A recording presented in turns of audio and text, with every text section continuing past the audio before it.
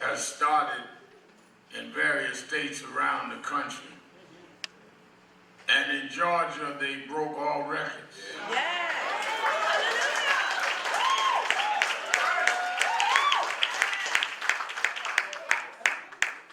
On the first day, over 300,000 votes. The record had been about 150. I thought about how right there in Georgia, when my mother was growing up in Alabama, blacks could not vote. And now they're lined up, staying online for hours to vote for a black woman from Oakland, California. When I was a kid and first joined the movement, some of those that were the generation ahead of me would tell stories. Hosea Williams, who gave me the medallion I used to wear. He was an aide to Dr. King, and John Lewis would tell us how they marched and were tear gassed, trying to get the right to vote. But they kept on fighting. And now in Georgia, a billionaire from New York trying to beat a black girl from Oakland. And thousands lined up to cast their vote in places that wouldn't let them vote before. It proves if you keep on going, if you keep on marching, if you don't give up, your change will come. Your change!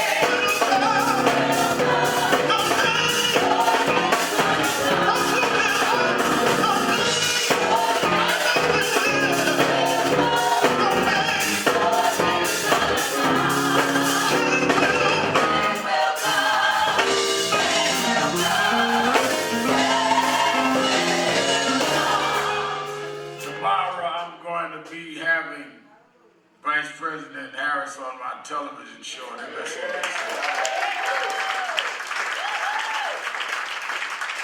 I'm going to preach at St. Paul's in Brooklyn for Reverend Brawley. And Aiden didn't fly down to meet her in Atlanta. And she said that she wanted me to know during the week she's going to Michigan with Barack and Michelle Obama campaigning for. And I thought about and told her I remember when Obama was running in 2008, and many wanted to know whether I was going to support him or Hillary, because Hillary would come to Nan. We knew her. She was a senator from New York. And he came to New York and he went to Sylvia's with me. Many of y'all remember that. The picture is still in Sylvia's. And I decided to support him. Many folks say, well, they didn't know Obama. Some of y'all said he wasn't black enough. Yeah. Oh yeah, y'all said that. Just like some folk questioning Kamala now, y'all questioned Obama. Just like you couldn't pronounce Obama, you can't pronounce Kamala. But he got elected. re-elected. If you don't let the critics and naysayers have their way, and you stand up and follow the dream God gives you, your change will come.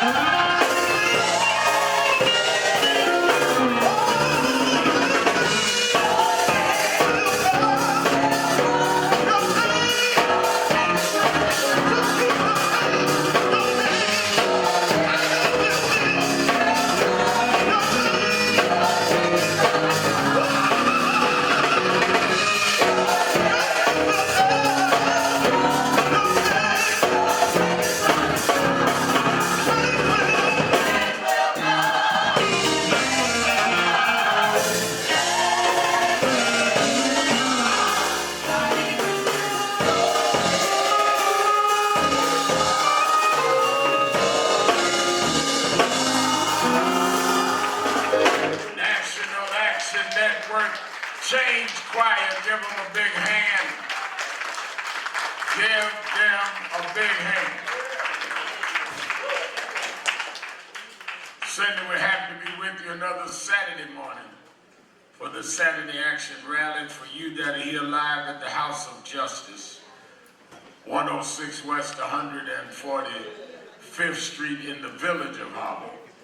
And for you that are listening live on 1190 WLIB AM in New York, and for you that are watching on various platforms, we are happy to be with you another Saturday to give our report on where the action is. Give a hand to our presider, and who does a great job, Sister Nancy Darlene Crawford. And our musical director, Minister Tyrone Richardson. And the band, Chris and the band. Give Reverend Craig Johnson a hand, inspirational speaker. Did a great job, did a great job. Let me say, I'm gonna go, we about a little over 2 weeks before election day, and I'm gonna go into that. And like I said, I'm preaching tomorrow. You that are listening by radio, I'm preaching the 8 o'clock service at St. Paul's Community Baptist Church, 859 Hendrick Street in Brooklyn. My good friend, Reverend Dr. David Brawley, is the pastor. Brawley's birthday, anniversary and all. And I told him I would come and be with him and then fly to Atlanta, where I'm doing my show from Atlanta. Tonight, we're going to deal with Politics Nation, with what's going on. I got some surprises there. Among them, we'll have one of Trump's lawyers talk about how he, something missing up there. He's talking. Y'all watch the show, 5 o'clock on MSNBC. And then tomorrow, Vice President Harris will be on with us from Atlanta. Before I get into all of that, I want to first let me give our condolences again to Congressman Charles Rankin, whose wife Alma, First Lady of Harlem, passed, and she's being funeralized at 10 o'clock as I speak here in Harlem. Give a hand to Miss Alma Rankin. Alma Rankin.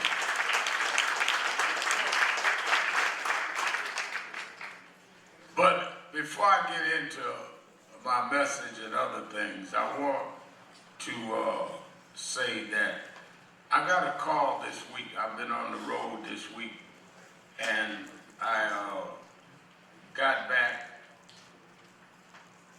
and got a call from our crisis department. Patrice Perry, where's Patrice? I think she spoke this morning. But, yeah, standing at the desk. And I saw in the paper about this 4-year-old boy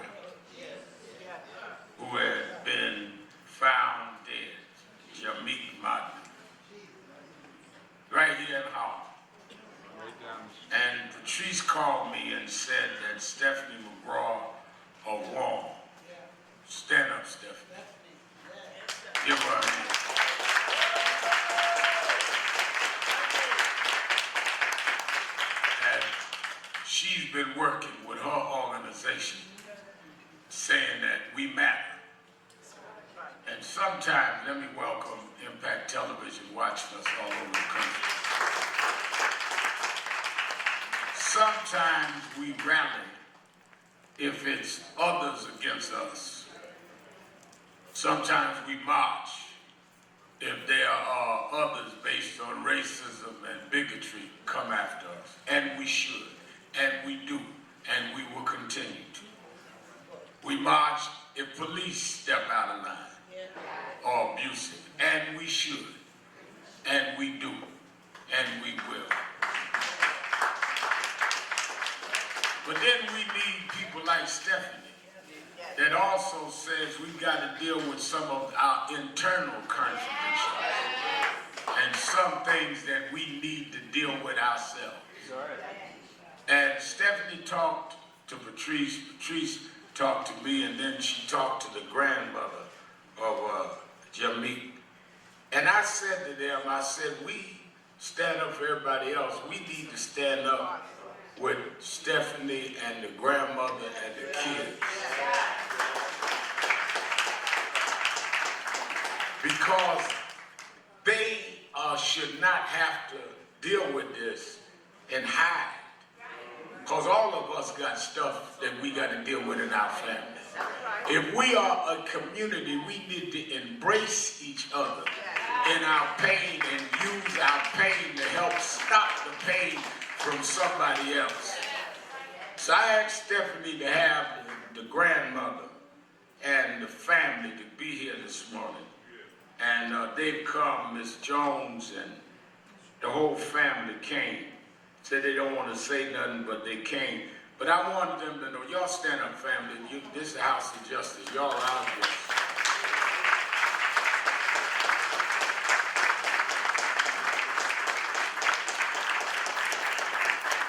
I want y'all to know that we don't know all that would happen to Jaheim. I understand that the father and mother's in custody. I understand there was food in the house. And this young man died of starvation. And the other 3 kids are now in ACS custody with using intravenous. But what happened to him must be a catalyst for us to deal with what Stephanie and others have been fighting for, to really raise the attention of how a community and a city is not doing what's right. Your son was diagnosed with problems. There should have been some help for him.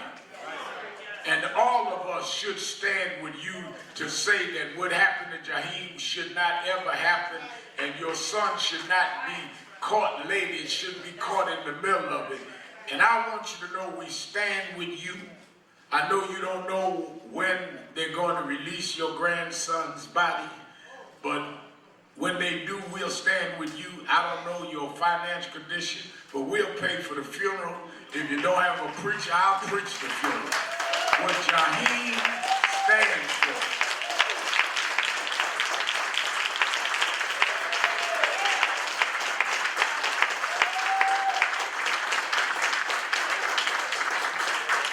Jaheim is a wake-up call to this city.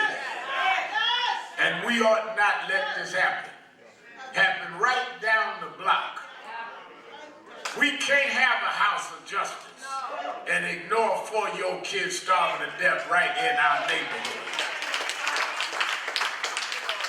So I want you to know that I make that commitment publicly. 11:15, right after we dismiss, I want us to go down to the building. I want us to put a wreath in front of the building and have prayer. And I want this family to know that we are with them. And whatever they face, don't feel bad. Feel that God is going to use your pain to help save other children. Thank y'all for being here, and God bless y'all.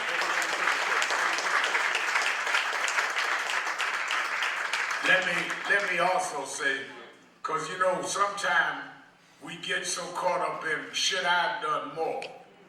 All of us should have done more. Question is, are we going to do more now?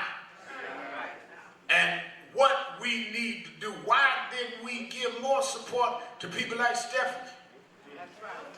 All of us need to be with this family and check on ourselves and what we doing and what we not doing, and use it as a learning experience. People talk about how could this happen? It's happening all over the country. And we are not ignoring it. Sometimes life's so hard on us, we ain't got time to do and check on everybody else. So that's why the city and the state and federal government ought to stand in. I want us to make Jaheim a symbol of how we deal with these questions of violence and domestic violence and abuse and starvation. Whatever it is, I don't know what happened, but I know this young boy did not deserve to starve to death. And these young children, I don't know what had happened. I believe there was probably psychological problems, but I don't know. But I know he's gonna have a decent funeral and a decent burial. And we're going to fight for his grandmother to be able to stand with her head held high and said, I tried to do the right thing for my grandson. I know that. I don't know what happened to him, Miss Jones, but I know what's going to happen now. We're going to stand with you.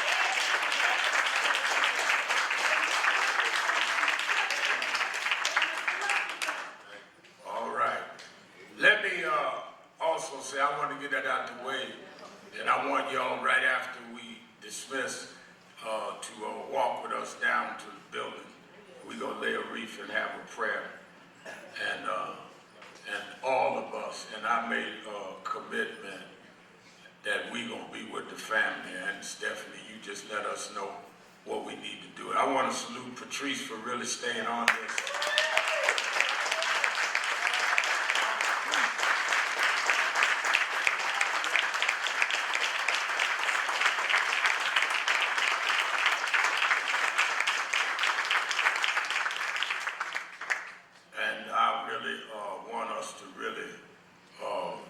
Really look at this whole problem that Stephanie and them been raising a long time and not getting enough limelight on it.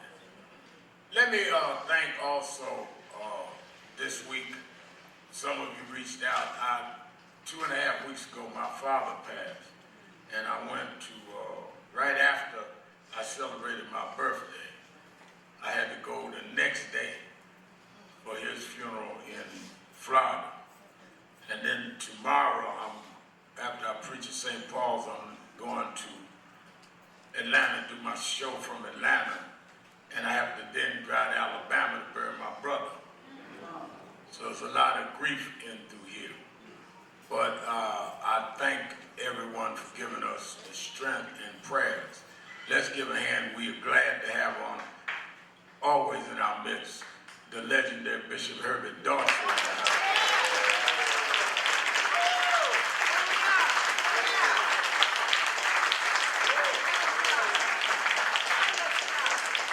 Throwing punches here, 93 years old, and still throwing punches. Throwing punches, 93 years old. Where's Tony? How old is Tony? He not here? Probably somewhere eating, he can't throw a punch. We've been on the road this week on our National Action Network National Get Out the Vote tour.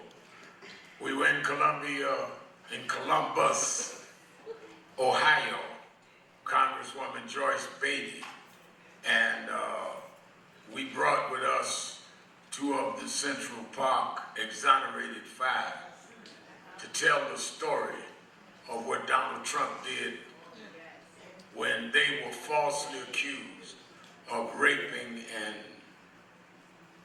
beating a white female in Central Park. That was a grotesque, despicable act. They went to jail, and Donald Trump took out ads, paid $85,000 for the ad, saying bring back the death penalty and kill those young men. When DNA cleared them years later, 13 years later. Corey Weiss did 13 years. Yusef Salaam did 7, the others. After all of that, Donald Trump still said, don't give him a dime. And refuses to refute his own story. So one of the things that we've done is take them, you saw I brought them out at the Democratic Convention, but we went on Wednesday to Columbus, Ohio, with Congresswoman Beatty. Corey Weiss, stand up, Corey, with us.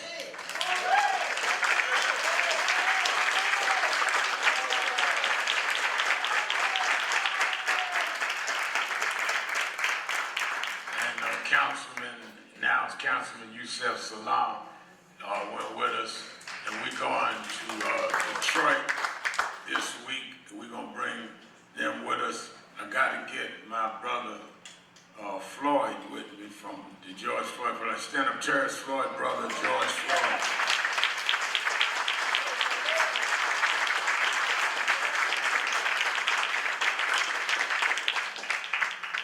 We need to get the vote out. I, for the life of me, don't understand why we got to beg folks to vote.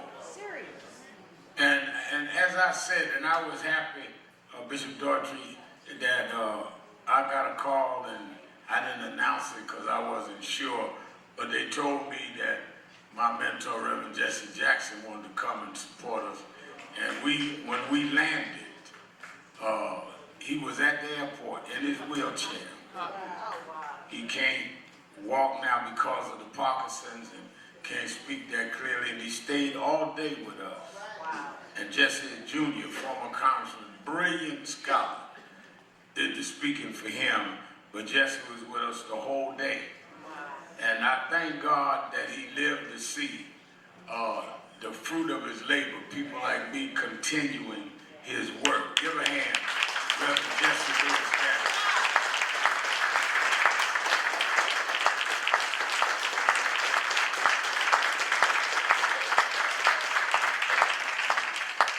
Now, let me say this on this election. We are majoring in minors and minoring in majors. This is not a reality show where we're looking for who can cuss out the other. You know, y'all, a lot of y'all have grown up on reality shows, which divorces you from reality. Anytime you're entertained with people cutting up, it shows you a mentality that is dangerous for us to nurture our community. When I was growing up, one of the assets of having things like Uhuru Sasa under G2 Wausi and others is that they put a disciplined curriculum to develop the minds of our young people. So I didn't understand it because we were just growing up, it was normalized. So I went to Chilton High School with John Marcy, who later changed the name to IDM. And we normalized reading books that was above our age. I'm walking around junior high school reading Frantz Fanon, Kwame Nkrumah, that little black book, Kwame Nkrumah. Kids are growing up now watching folk in reality shows snatching weaves out of each other's head. Come on. Talking about who's sleeping with who. And then we wonder why our community has deteriorated. If you plant the seeds of craziness in folks' brain, that seed is going to grow into crazy. Crazy makes crazy. And let me tell you what's worse. We now got those that know better imitate crazy. So preachers are getting in the pulpit trying to rap like the rappers.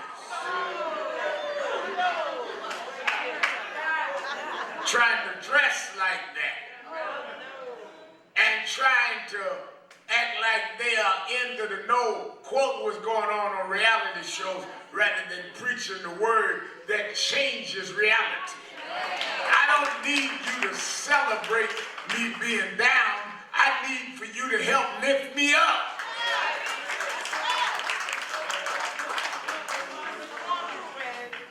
Can you imagine the disciples of Jesus in the Bible? Some of y'all Bible folks in here. Can you imagine them going to the Pharisees, imitating their debauchery?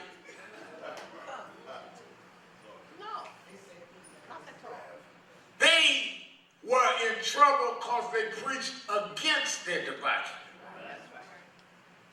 When we see our children going astray, it is our job to tell the truth, not to act like that's the new thing, not to celebrate it, but to tell them there's a better way. And then when they get jammed up and busted, you want to walk away from them, when you should have walked to them and corrected them, or at least tried to. We are in a very strange time where you can celebrate black women twerking and question a black woman running for president.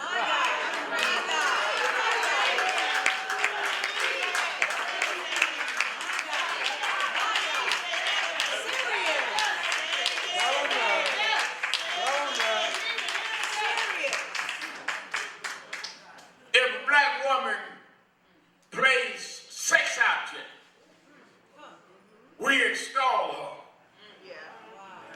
Woman goes and makes her way from a single parent home, goes to college, becomes a district attorney, then becomes attorney general of the biggest state in the country, then goes on and becomes a U.S. senator, then goes on and becomes vice president.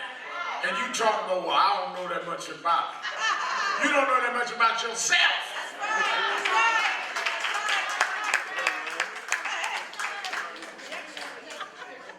If you would turn from the housewives of the hood to something intelligent, you know who everybody was.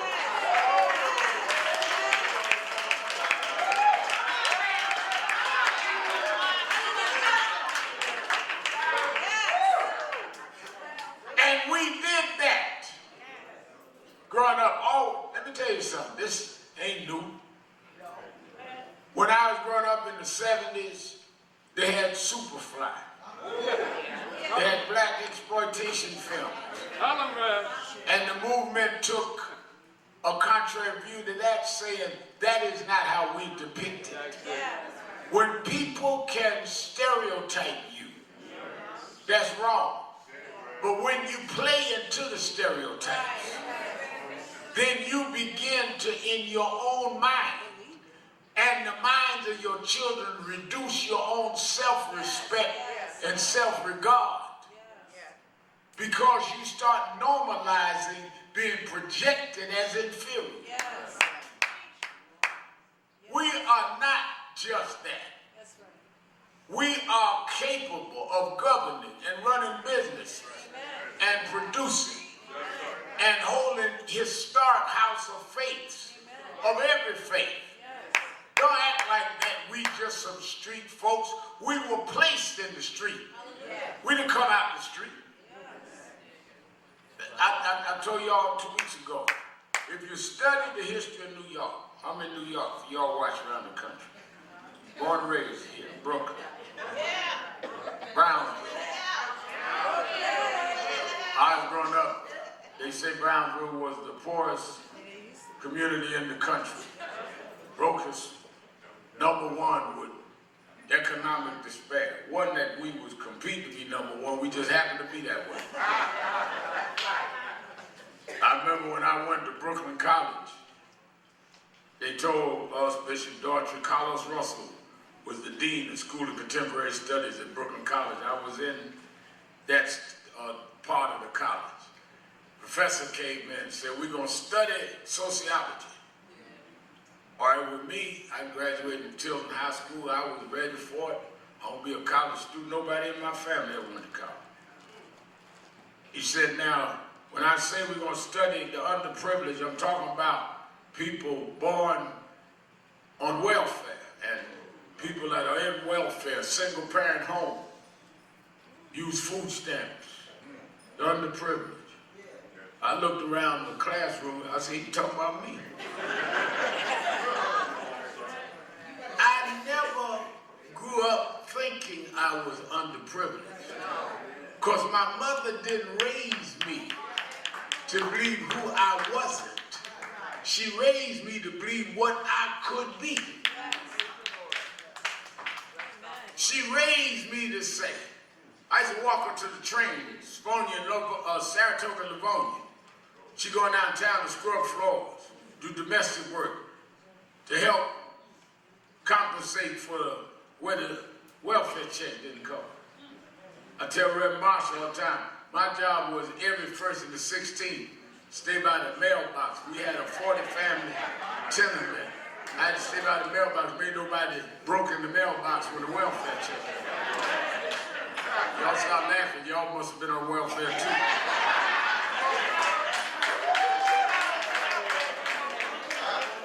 I saw you start laughing, you know what I'm talking about. Go to the supermarket with food stamps and try to hide it. Don't want nobody to know you pay. I used to be going up and down the aisles trying to get rid of my friends so I go to the cash register and pay before they saw I had food stamps. But my mother taught me life ain't about where you start. Life is about where you finish. Don't matter where you start. You ain't responsible for where you start. You're responsible for where you go. And because of that, I believed in myself and was able to make something of myself. And that's what we must do for our young folk today. We should not beat them down to celebrate their condition. And they say that, well, you know, this is where we real street. No, we are put on the street.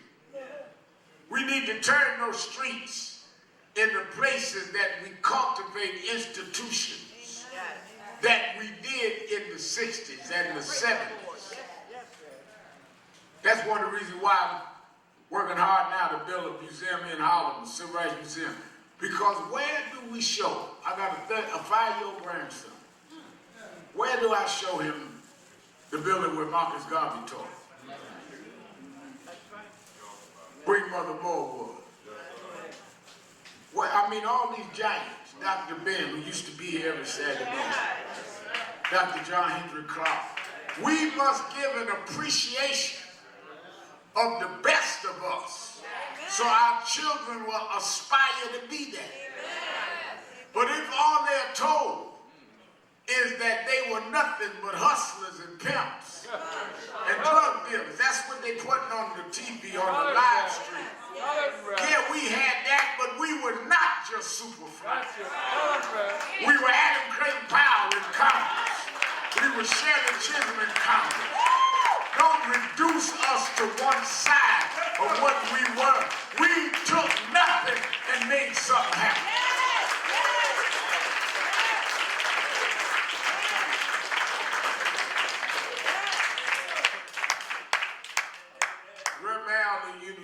We had street life. Yeah, but we turned street life into something else. And that's what we must put in our children. Why do I know? Because my daddy left when I was 10. Never saw him again till I was in my 30s.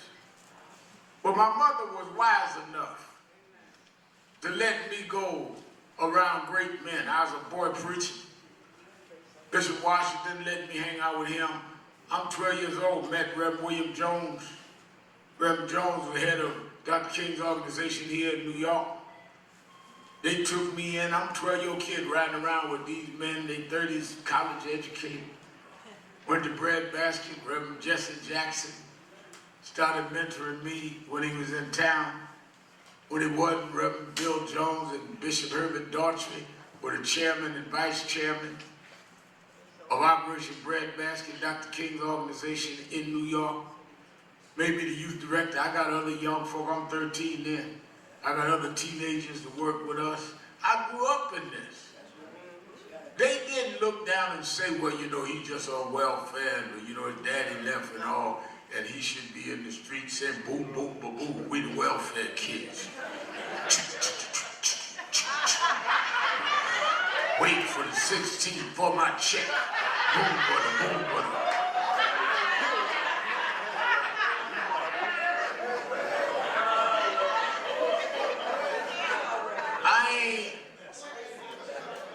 Demonizing rap.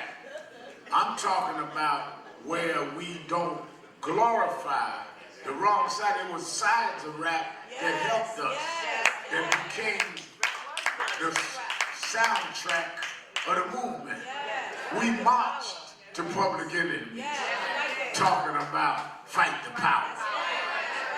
We marched to Africa Bambaataa and others.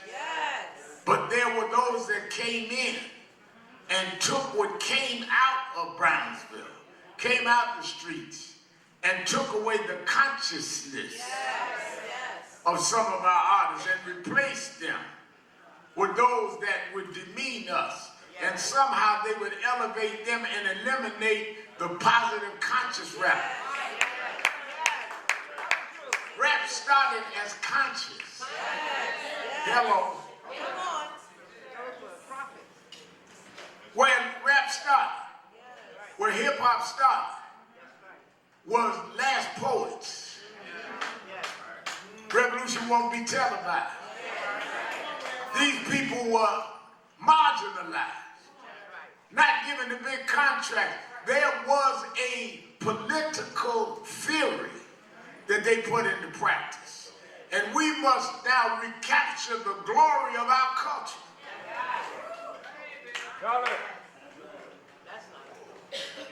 Reb Al, you rough on us.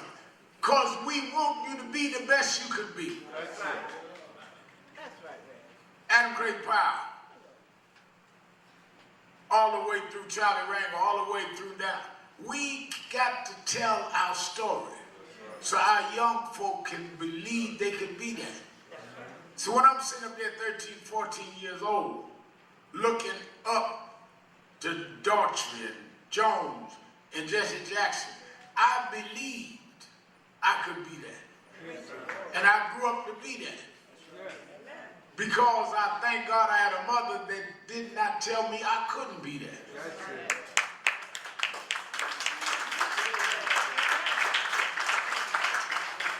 That's another thing. Y'all gotta quit killing the dreams of your kids. Young folk come and say, I want to do something. Oh, you can't do that. Right. Tell it, Brad. I want to be so, oh, you can't do that. You can be whatever you determine to be. Tell the story. If you put your mind together, you can elevate yourself even if it's never happened before. Maybe you're the one that's supposed to make it happen.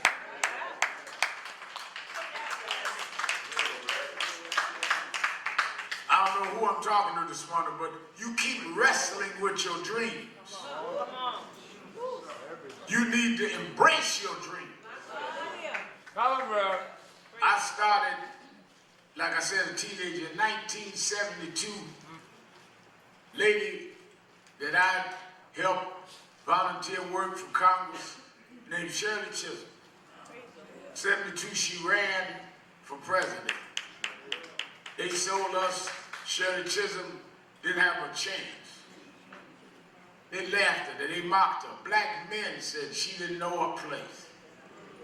I was 17 years old, gonna be 18 that October. I couldn't even vote. That was the year they changed the voting requirements from 21 to 18. He said, that's right, you must be older than you look, even though.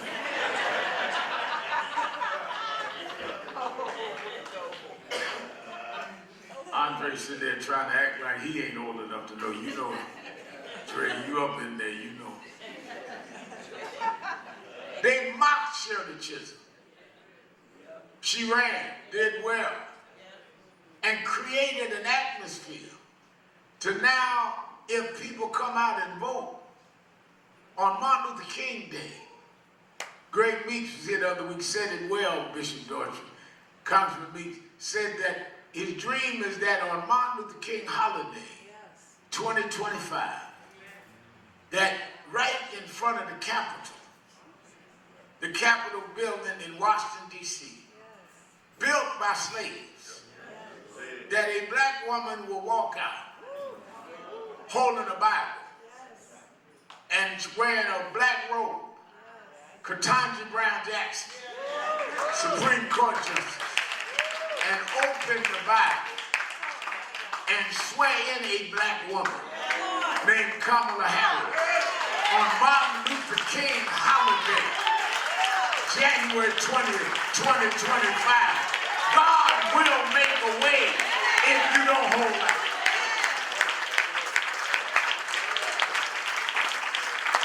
Don't tell me what can't happen. Just tell me what hasn't happened yet. But every day something new can happen. Well, Reverend Al, you don't understand. I can't do some of the things because I made mistakes in my life. All of us made mistakes. You're not defined by your mistakes. You're not defined by how you fell down. You're defined by how you got up. I don't care how far down you fell. Get up anyhow. I don't care what mistakes you made. You're stronger than your mistakes. I remember when I started getting a lot of media attention, and they be digging up in your background. God come to me, I used to be justifying, ducking and dodging. Finally, I got used to it, Bishop Daughtry, and they come to me and say, we found so-and-so. Do you want to comment? I said, there's a lot of stuff y'all didn't find. I did worse stuff than that. I said worse stuff than that. I want young folk to know you can make mistakes and rise above them and correct the mistakes and the behavior you made with them. In fact, you know, I tell this all the time in churches. I fly a lot, going to Mars, Georgia. Next day to Alabama, then Detroit Thursday. Fly a lot, 2 or 3 cities a week. Doesn't matter to me if the flight's 6 in the morning or midnight. Got to get where we are committed to be. But the only time I won't get on the plane is if it's the pilot's first trip.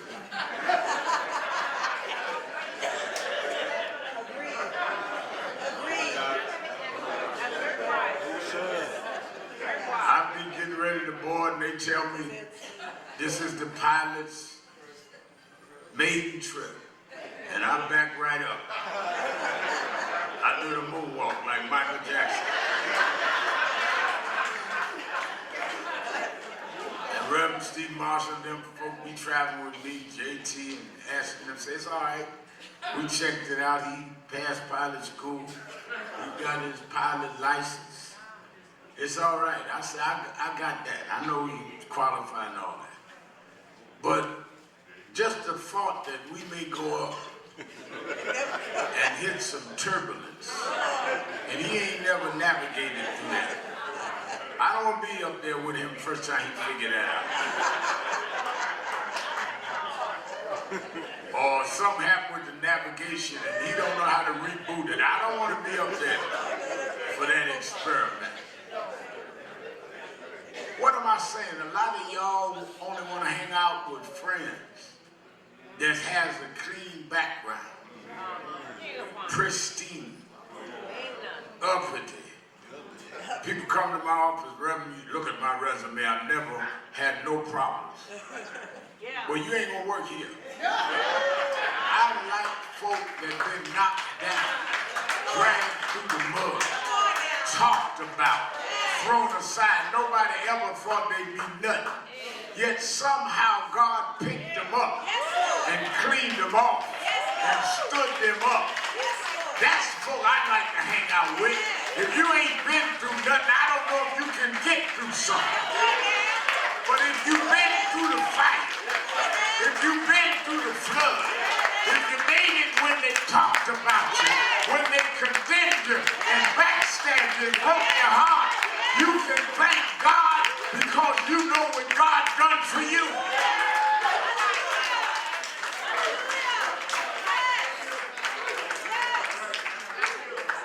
I ain't guessing what God can do. I know what God can do. I read the Bible. I read Job's story. I read Jeremiah's story. I read Paul and Silas' story. All them great stories, and some theologians interpret some things and leave out others and have allocutions, all of that.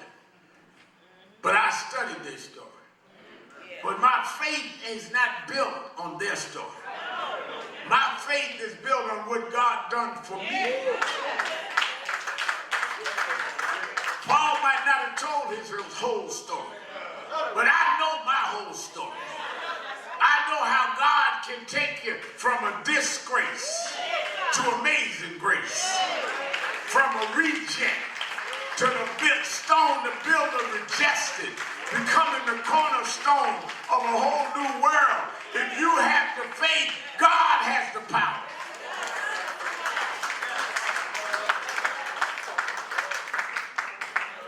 I remember when I started getting old, I was at one of these uppity churches.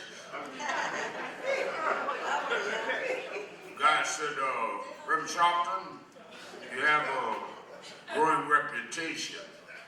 Give us some of your background, deal with God's calling of you. I said, well, first of all, when God called me to preach, we wasn't on a two-way line. He didn't tell me you had to be online to call. Y'all be acting like God got to get everybody on a party line. What God got for you is for you.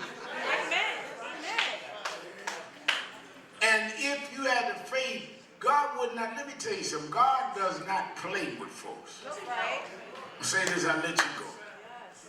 If you look at the order of nature, we in what is called a solar system with 9 planets and a sun and a moon. Is that right? I've never seen the planets bump into each other. Never seen the moon compete with the sun. Everything operates in precision and in order. Is that right? And man's still trying to find out what happened that would create that order. So why do you think if there was such an order set up that God had done, why do you think God got to you and made his first mistake? You are not a mistake. But you can mistake in the purpose God brought you here. You're not an accident. You are an intention God made, and everybody was born to do something. You may not be able to do what I do, but I can't do what you do. But if you would accept what is in you, how do I know, Reverend? Because something that's urging in you connects with you. It's like you putting your password in your cell phone. It'll light you up. Some things that energize you. Answer your call. Like I said, I grew up under great men, but as I got a certain age, I understood I had my own call. Same path, same tradition, but my own calling, my own. I couldn't be like Bill Jones. I couldn't be the next Bill Jones. I couldn't be the next Jesse Jackson. I couldn't be the next Martin Luther King. But I could be the baddest Al Sharpton the world ever seen.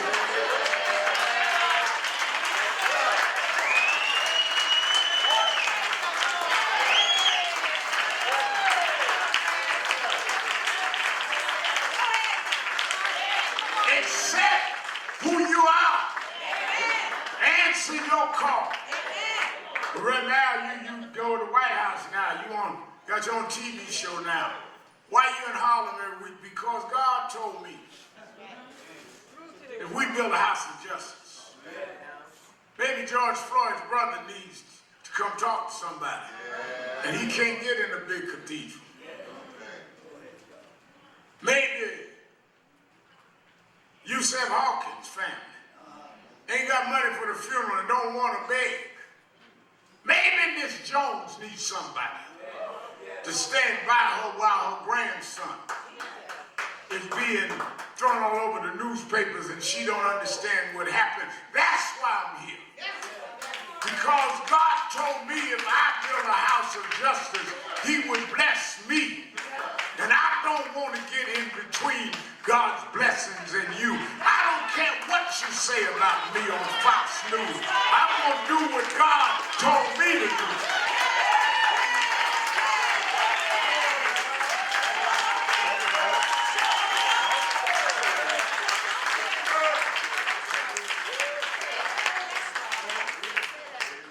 And if you got that, Reverend Johnson, God will give you peace. Beyond all understanding. God will give you help in the time of trouble. They call your name. Trump called me all kind of names. But it don't matter what he called me. I know who I am. And I know what God told me to do. And God will make a way out of no way. And I live to see him make your enemies your footstool. He prepared a table before you in the presence of your enemies. If you stand up, Stephen McCraw, he'll hold you up. There is a God. He walks with me. He talks with me. He tells me I'm his own. He been food when I was hungry, water when I was thirsty, made a way out of no way. I had to go by myself, but God will make a way. And Miss Jones, he'll dry tears from your eyes. Mend your broken heart. Stand up in the glory of God. Many things about tomorrow I don't seem to understand. Things happen every day that catches us off guard. I don't seem to understand. But the reason why I keep going is I know who holds tomorrow. And I know he holds my hand. I don't know about tomorrow.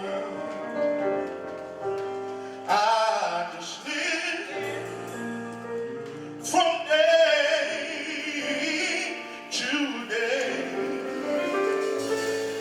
I don't borrow from his sunshine, for his skies may turn to gray. And I don't worry about my future.